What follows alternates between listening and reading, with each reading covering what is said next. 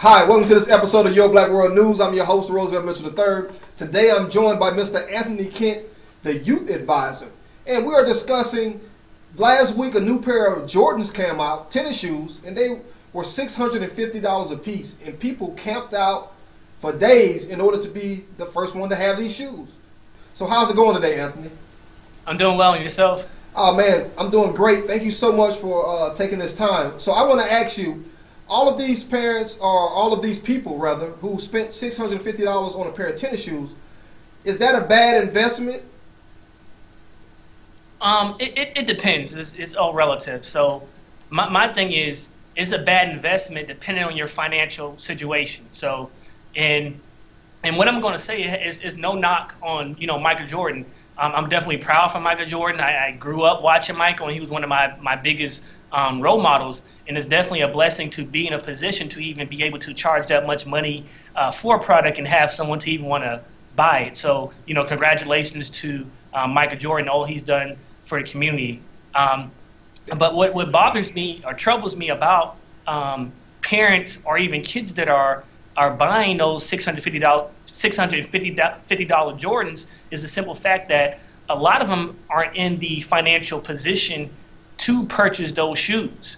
And the reason why I'll say this is because when I grew up in high school and middle school, some of the poor students in our school would have some of the nicest things. Most of the poorest students would have Jordans, would have every single pair of Jordans that came out.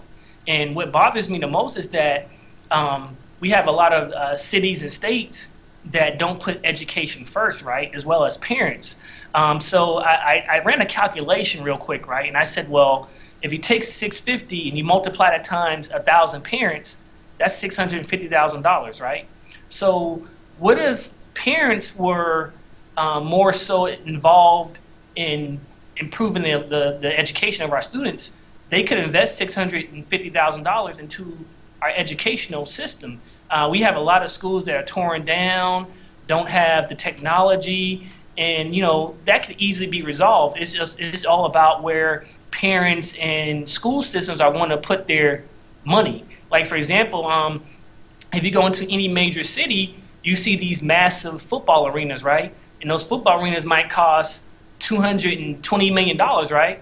Well, if we can find $220 million to put into sports, why can't we invest $220 million into education?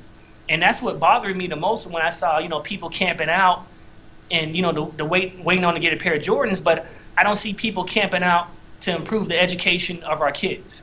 And why do you think that is so? Do you think it's the market capability of the Jordan brand, as opposed to the public education brand? I don't think it has anything to do with the education. It's more so the Jordan brand. And what I'm saying is the Jordan brand is awesome. But it's really not about the Jordan brand. It's about the way our culture is and the way our children are being conditioned. It's about the media, right? So, and remember how I told you how, like, when I grew up, and some of the poorest students that I grew up with, they had some of the nicest things. They were the ones that had Jordans, right? If you ever take a walk in your city somewhere, right, you'll see kids or some adults riding bikes, or you might kind of think that they might not be in the best financial situation, but guess what they'll have on their feet? A $200 pair of Jordans, right? So my thing is, so let's say if you're an adult, right, and you want to have a car to get to work, but you don't have a car, right? I would think that you should, instead of investing $250 or $200 in a pair of Jordans, you would be saving that money to make sure you got yourself a vehicle to get back and forth to work. So my issue is with spending money on shoes is that what else could you be doing with that money to improve your life? Could you be saving that money to pay bills? Could you be saving that money to further your education? That's my issue with that when we're not putting that money in the right place. So, if you're well off and you can afford to buy Jordans, that's all fine. But for the people who aren't in that financial position, you need to be making better financial decisions with your money. Okay, it sounds like what you're explaining is a theory that's used in economics called the opportunity cost, right? Meaning if you have $650, if you spend it on the pair of Jordans, then you forego the chance to spend it on something else, saving it, starting your own business, or light bill, gas bill, or etc. Right? Would you feel any better if Michael Jordan, with that same $650,000, like, okay, apparently he got more than 1,000 people to spend $650. So, okay, with that money that he makes off the shoes, would you feel any better if he were investing a lot more into education? So, I don't want to put the responsibility on Michael Jordan, so I'm going to say no. That's his money. He can choose to put that money back in the community, and Michael Jordan does put the money back into the community. He really does. The sad thing is, some of the things he does, people tend to only focus on the negative side of things. So I don't think it's Michael Jordan's responsibility to educate our children. You know, of course he gives back, but it's more so on the actual parents. And the reason why I think that students and parents are spending this money on these shoes is because it's all about image. People want to put on a facade that they're living this certain or particular lifestyle, in which they really don't. So my thing is, let's say you have your light bill due, right? Or you need to pay your cell phone bill, your car bill. You have thousands upon thousands of fans of Jordans or their shoes that instead of going and pay their light bill, they're gonna go buy them Jordans.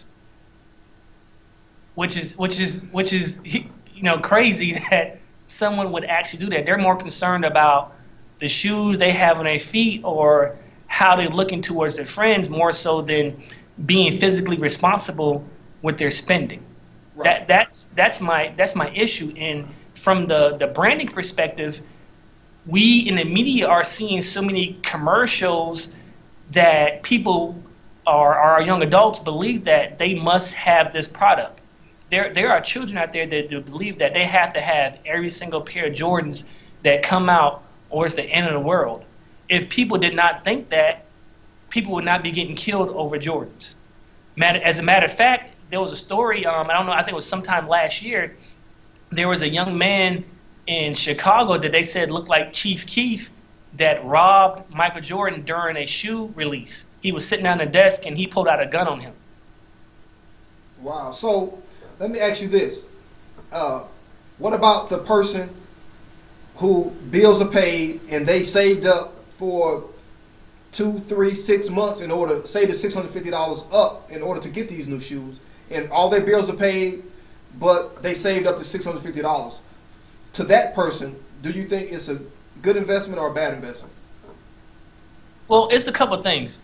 There's some people that buy Jordans from a business perspective. So pretty much they're saying, hey, well, this is going to be like a limited edition of these Jordans, right? So what I can do is I can go buy 3 or 10 pairs, right? I can go buy them at their retail price and then turn around and sell them like on eBay or a site and make double what I paid for them. So from that perspective, it's a good business decision, right? Also, like you said, if you can afford to, then, it's fine. Spend your money on what you want to if you can afford it.